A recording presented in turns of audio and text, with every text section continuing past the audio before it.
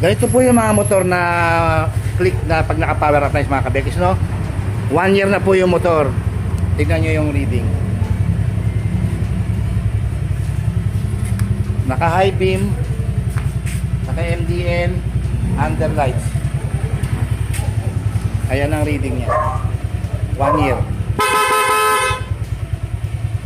Ayan, o. Ganyan po ang power appliance. Pag nagpapawiring kayo ng motor, na ganyan ang setup, may MDL, may passing light. Yung MDL niya selo na 60 watts, may underlight sa ganyan COB module. Nakabusina. Dapat po, isang taon na yung motor nyo, ganyan po ang reading, hindi bababa. Ganun ka-healthy po ang pag-wiring dapat sa mga motor. So, shoutout tayo sir, maraming salamat sir. No? Thank you sir. Maraming salamat sa tiwala. Ingat sir.